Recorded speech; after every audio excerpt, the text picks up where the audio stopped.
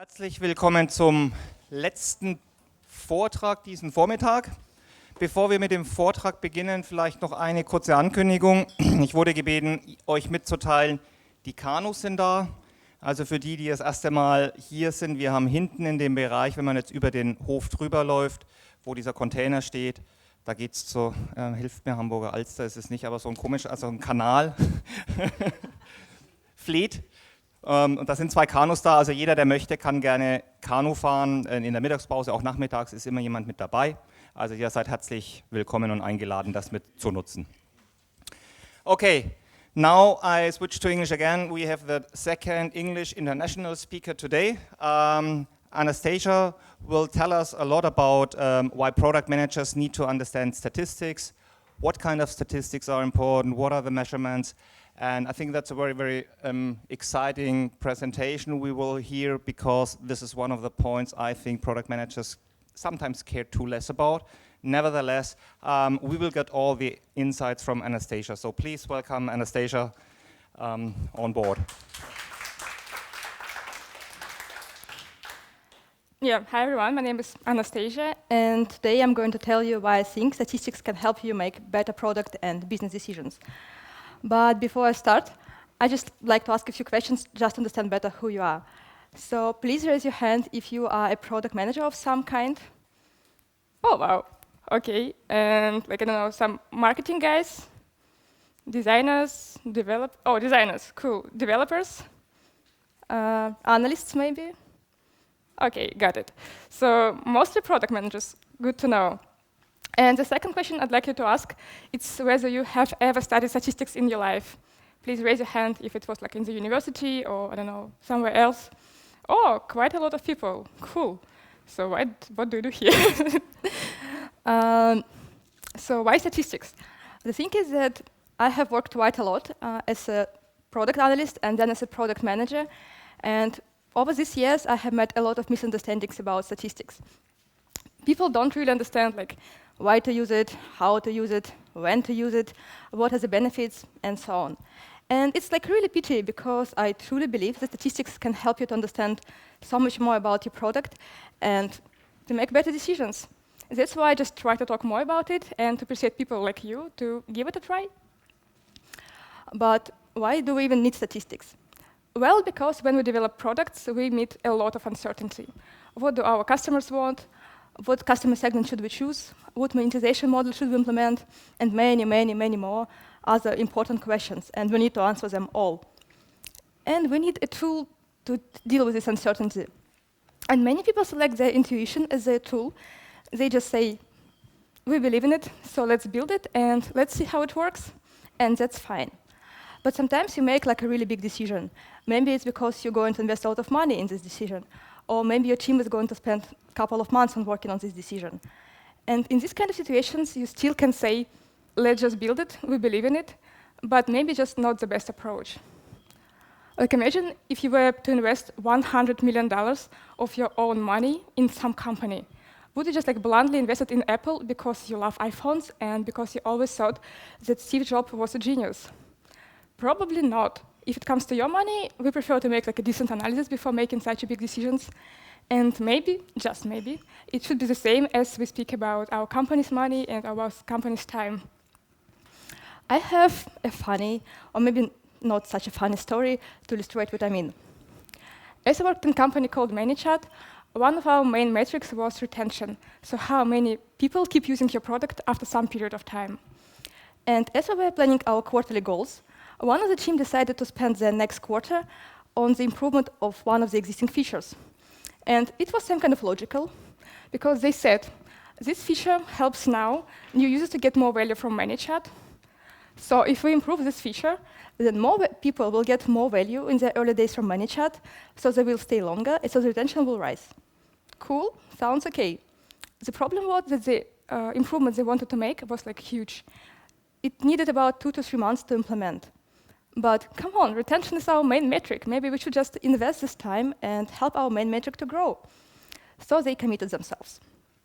And sometime later, one of the analysts, just out of curiosity, there was like no request from this team, he decided to run a simple analysis.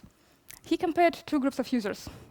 both groups were new customers, and one group were those customers who used this feature in the early days in ManyChat, and the other were customers who didn't use this feature in the early days in ManyChat. And he wanted to see whether there was any difference in their retention, like the main metric. And there was not. Let me remind you the logic. This feature helps now new users in the early days so that they stay longer. So if we improve this feature, more customers will get more value in the early days in ManyChat, they will stay longer, retention will rise. But as you see now, this whole logic is kind of questionable. And okay, there could be like many reasons why this feature doesn't help now with retention, but will help later after the improvement. Maybe it has bugs, maybe it's difficult to find, maybe it's something else. But I think it's worth finding out what's going on with this feature before a team of 10 people spends next 2 to 3 months trying to fix something which will not help at all with retention, probably. So yes, and it's just like one example of a big decision which could have benefited from a little analysis, like really little, like 20 minutes analysis. But even if you make smaller decisions, should you go on with this landing or that landing? Or should you build this feature or that feature? Or should you go with that or with that onboarding? And these small decisions may not take you 2 or 3 months each, but if you combine all the time from all the small decisions, it's a lot of time. So yes, you can use your intuition only every time you make a decision. But the thing is that you don't have to. You can use other tools, such as statistics. So what I'm going to speak about today. First, why do we need statistics? Already covered, kind of. Second, when do we need to use statistics? What are the typical situations? And thirdly, what do you need to do if you have the situations where you need statistics? And generally, I would just try to encourage you to give it a try. So let's begin. Statistics is indeed kind of complicated skill. And if you want to become like really, really good in the skill, you probably would need to spend a lot of time on it. But for product managers and other business people, it's not like that. I mean, usually it's enough just to be able to have like basic skills and understand basic stuff about the statistics. And for the rest, you probably would have like an analyst or someone more qualified. So what are the basic skills for product managers in terms of statistics?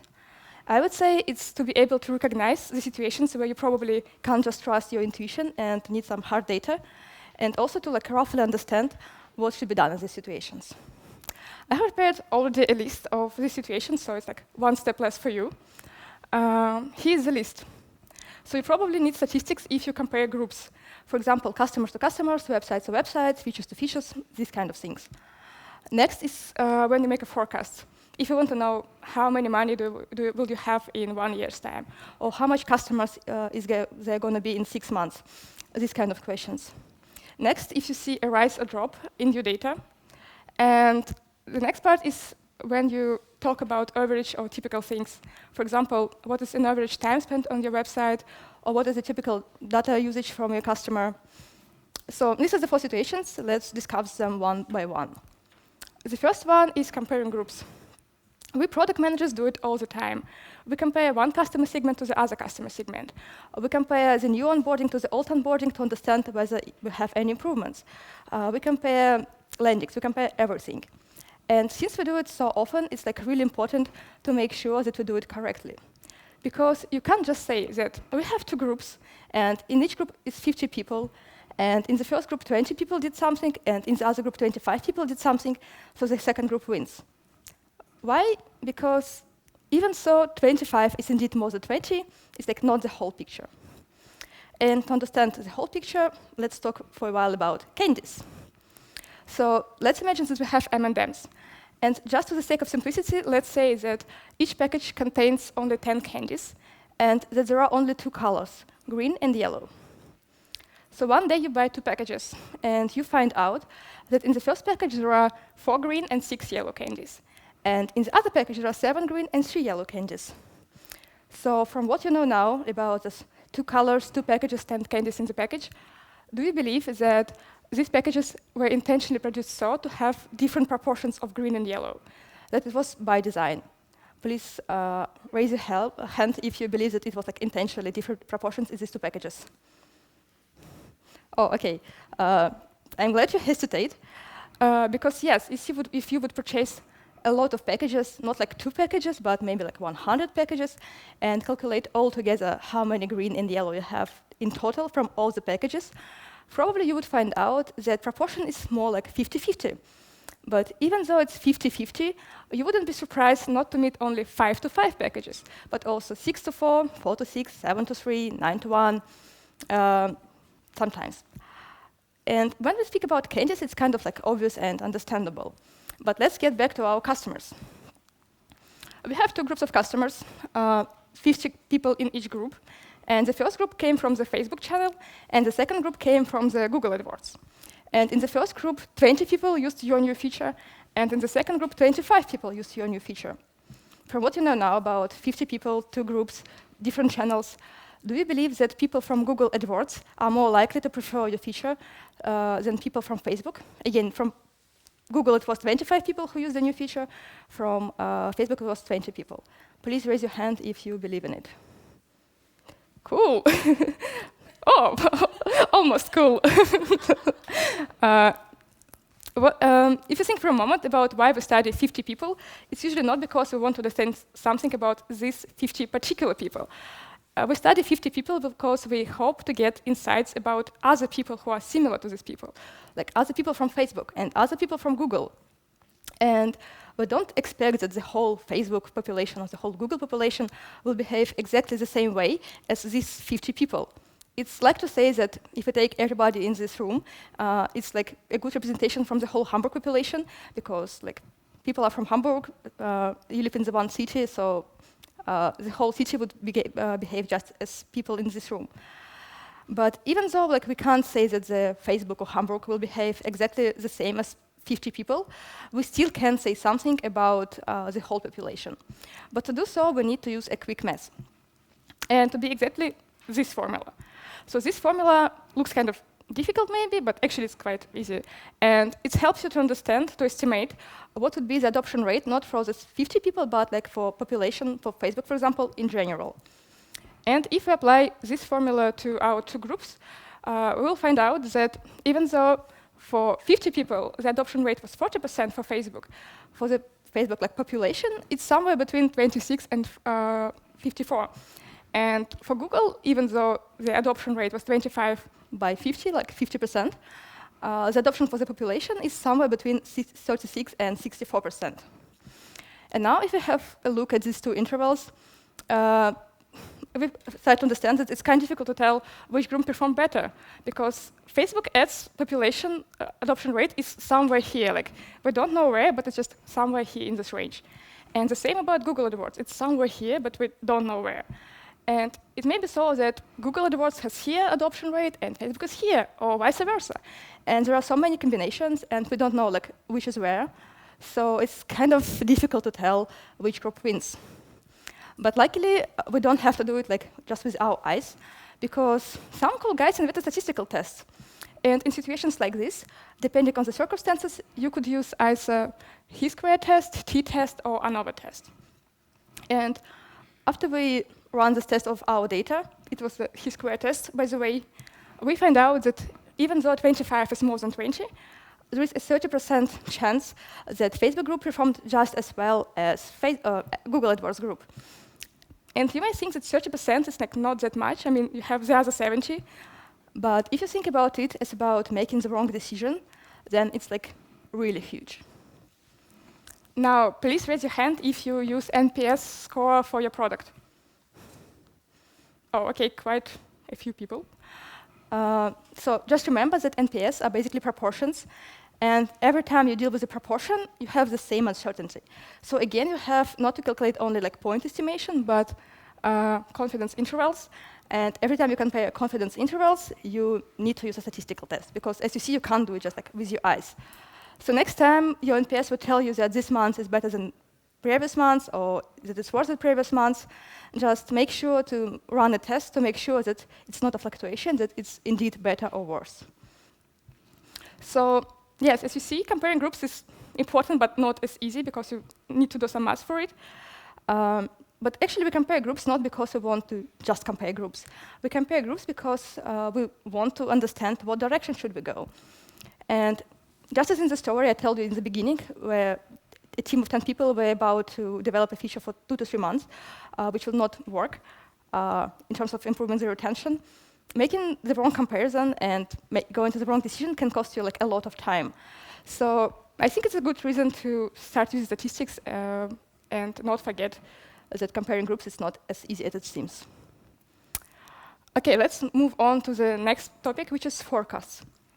So forecast is like an important and quite a frequent business situations. We need forecasts to raise money from our investors. We need forecasts to understand how many customers we will have in 1 year's time, to understand how many support agents we will hire. We need forecasts just, like to deal with this uncertainty in developing the products. And when you need to develop a forecast, the data you have usually looks like this. So you have some kind of like a straight line, and as we people see the straight line, usually the first intention we have is just to prolong this straight line and to find a point which would be the point for the time period we need to estimate, and then just to say, oh, we have the forecast. It makes sense, but the problem is that you can draw a straight line in many different ways. For example, you can draw it like this, or like this, or like this. And all these different lines will give you different forecasts. So the question is, how are you going to draw a line which would give you the most accurate forecast? And again, luckily we have statistical tests. There are a couple of them, but the most popular one is called linear regression. It works as follows. You provide your historical data as an input to the algorithm, and then you have as an output an equation. So if you have some coefficients there, you will know them from the output, and you would just need to insert here the number of the months you want to know about, and you will have your number of customers, amount of money, storage, whatever metric you need to forecast. That sounds like really good, and it is really good. It works really well. But there are a couple of nuances I would like you to know before you start using any of these. So always check whether your data meets the criteria for the statistical test. It's not only for the linear regression test, but like for statistical tests in general. Because statistical test is a tool, and you can't use this tool just like with anything. You need really to make sure that your data is compatible with the tool. And if you don't do it, you will still get an answer, but just the answer will be probably wrong, and you will be probably making a wrong decision based on this wrong data. So take extra time and make sure that you checked whether your data can be used with a statistical test or not. If not, there are usually some alternatives to this test, so probably you will be able to have a forecast anyway. And the second nuance is that you need to study all the output info. Because as you run statistical linear regression, for example, you don't get only like this equation, but you also get a bunch of other data, which looks something like this. And it's a lot of data, it's like not understandable, but it's important. It has like lots of insights. And the most important of them is whether you can or can't use this equation. Yes, because sometimes you get an equation, but you can't use it, just like statistics. And yes, you need to spend some time to understand like what are the criteria, what is this output info, what does it mean, how do you interpret it, but you do it just one time as you learn. And after you run it like a couple of times, it will be like really easy and quick for you to do this test. So just be wise and just do tests properly, then you will have the knowledge that you use the right data and make the right decisions. What is more about linear regression tests is that it helps you to deal with seasonal data.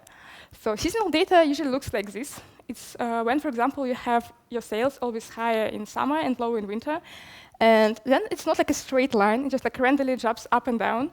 And you can't prolong a straight line here. So it's like not really clear what to do with it. But sometimes you do have this data, and you need to make a forecast based on this data. So if it's your situation, don't worry. A modification for the linear regression test just gives you like instructions step by step what to do. The instructions are not like difficult or anything, you just need to follow them and you will have your forecast. So if it's your situation, just don't get upset, there is a tool for it. And now I'd like to share like a true story from my life about linear regression and how it helped me. So long time ago, I was working in a company called Acronis, and we had this crazy expensive promo campaign. So we're in this campaign because we believed that it would help us to get more loyal customers who will stay with us not like for 1 year, but for many years. But pretty soon we found out that it didn't work, and that kind of people we attracted were not likely to renew their subscription the second year. And we could have stopped right there because it doesn't work, so why should we continue? But then the marketing team had this idea that we shouldn't stop it because we give people free stuff, and people love free stuff. And so they buy more of our product, and so we have like extra cash for our company, which is always good. So the idea was that we should not stop the company by any means and should continue to get this extra money. It sounds kind of logical. People indeed love free stuff, so probably they indeed buy more of the product, and maybe we should continue the promo campaign. But since the promo campaign was so expensive, I just really needed to understand whether it was the case or not. So I made a plot of the data of the sales of this product. And as you see, it's not like any crazy increase. So the sales grew before the promo campaign started. They continued to grow after the promo campaign started. Nothing crazy happens, it just like grow. But marketing team can be like really pushy. So I really needed to understand whether the promo campaign helped our sales or not. So I ran a statistical test. What I did is I divided the data in 2 parts. Each of the part before and after promo looks like a linear pattern. So we could use linear regression for both of the parts. I ran a test and I got 2 equations, one for this part before the promo campaign and the other for the part after the promo campaign. I needed to understand whether sales improved somehow after the promo campaign or not. And in mathematical terms, it means that the incline of the second line should be greater than the incline of the first line. And you have like the incline right in the equation. So basically, I needed to understand whether one coefficient was greater than the other coefficient. And it was not. And it was good to know because we had a firm argument to present to our marketing team, and we all agreed to stop that promo campaign and not to run any similar promo campaigns in the near future. And it's like really important because sometimes you or your team or someone other teams just fall in love with the ideas. And our brain works like this, that if we have something we like, we start to look for confirmations everywhere, and we find the confirmations for this. And we also overlook all the contradicting facts. And statistics can help you to fight this bias and just to have like a clear understanding of what's going on, which usually is good to make a decision. That was for the forecasts. Let's move on to the third topic, which is ups and downs. I mean situations like this, when your data just grew and one day you find out that it doesn't grow anymore, it goes down. Usually when people see these kind of problems, we start immediately generate ideas why it happened. And as soon as we have few ideas why it happened, we start immediately generate ideas, what can we do to fix it? Because we really want to fix it as soon as possible. But I really recommend you to take things like really slowly and to process them one after another. The first thing you should probably do is you should divide your high-level metric into like sub-data and sub-metrics.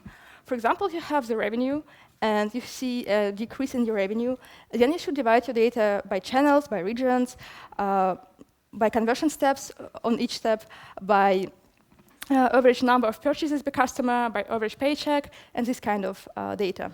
And then you should have a look at each of these data sets of sub-metrics and try to understand whether there are any anomalies or not. And if there are not, cool, just forget about it.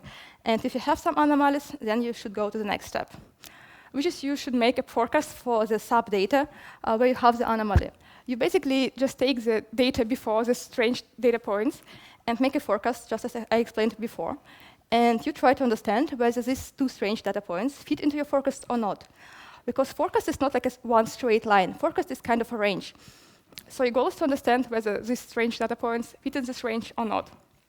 If they not fit, then probably something is happening, but at least you already know where the problem is located. You know that it's not just like the revenue problem, but you know that it's problem with the conversion of that particular step. And you are more likely to have a better solution if you would try to find a solution just for revenue problem. Also, don't forget to use cohorts, because sometimes when you see a drop or a rise, it may be caused not by some recent events, but by something which happened a long, long time ago. For example, if you see a drop in your sales, you might think that the product is doing worse, or the sales team doesn't work as well as they should, or something like this. But actually, it may be caused by the other circumstances. Maybe 1 year ago, a bunch of your customers purchased your product, and they didn't like the product. So this year, they don't prolong their subscription, and that's why you see the decrease. Okay, but you will think that it's like this event and not from the past. Anyway, courses help you to understand better where the problem is located, and you will be able to find like better solutions. The next situation is when we speak about average. Sometimes we need to answer questions like, what is average time spent on our data on our website, or what is a typical data usage, or what is average something else. And this is a formula. Please raise your hand if you know this formula. Cool. Keep your hand up if you think that this formula is the right one to use to calculate like what is the average time spent on your website. Glad to see that not so many people, because yes, you can describe average like in many different ways. You can describe it as mean. There was a formula for the mean, as median, and as mode. And also you have percentiles. And it's not like the one is better than the others. It just really depends on two things. First thing is what your distribution looks like, because as you see, different distributions have different meanings. And also it depends on who and when and how is going to use your data. For example, let's imagine that one day a developer comes to you and he asks you what is the average number of messages your customer sends per day. And you tell him the mean, because he asks for the average, here's your average. But then you find out that actually he asked about it not because he wanted just to know the average, but because he needed to understand how much resources your system should have to be able to process all the messages your customers send. And then you would probably understand that you gave him the wrong answer, because you don't want your system to fail every time someone will send more than mean number of messages, which is like all these times. And probably you should have told him something like 90th percentile or maybe 95th percentile, but definitely not the mean. So it really depends. So make sure just to take extra time and to find out what does your distribution look like and who and when is going to use this data. And if it's you who is going to use this data, then make sure to understand like how you will use this data. And also I believe that requests from colleagues are a really great opportunity to take 5 extra minutes to educate them that data can have different distribution, and that there are different types of average, just for them to know like what kind of info they deal with. And also remember that when you calculate an average, it's always calculated on a restricted data set, which means that it's only an estimation of like the whole population average, which means that you need again to calculate confidence intervals. And if you compare average to average, any kind of average to any kind of average, you need to use statistical test. It's like as important as for proportions. That were the 4 important situations where you probably need to use statistics. But before I finish, I just wanted to mention one more thing. Statistics is a really powerful tool, and as with every powerful tool, you need to use it like really wisely. You need to understand when you can use it, when you can't use it, how to use it, what are all the nuances, data outputs, criteria for the statistical test, and things like that. Because if you don't use it, you will get a wrong answer, and as I mentioned, you will just believe in it. And you will start to behave overconfidently, because I ran a statistical test, it just should be true, but it will be not. And sometimes having a wrong answer may harm even more than not having an answer at all.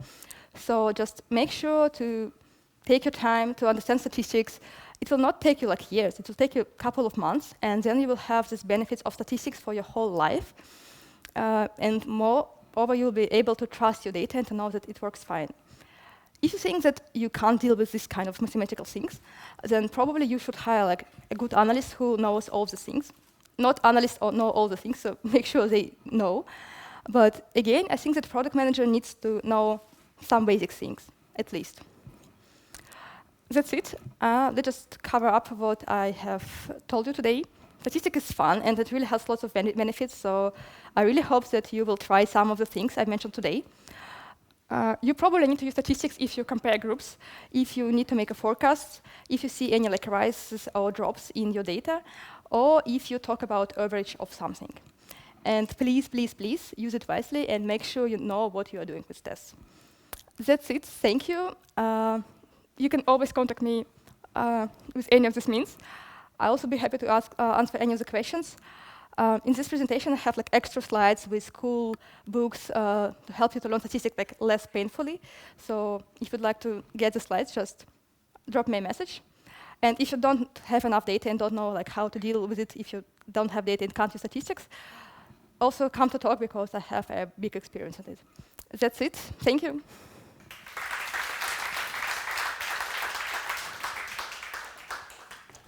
Thank you very much, Anastasia. Stay up, okay. step up. Yeah, sure.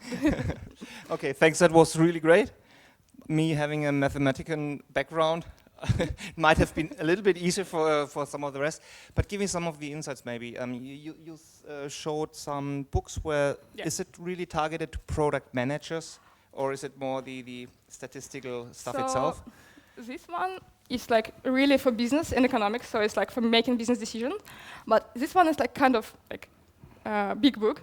And if you just don't have a clue about statistics, or you like studied in the university but you don't know like what is central limit theorem or what is p-value, and you just forgot it a long time ago, probably you should start with one of these books.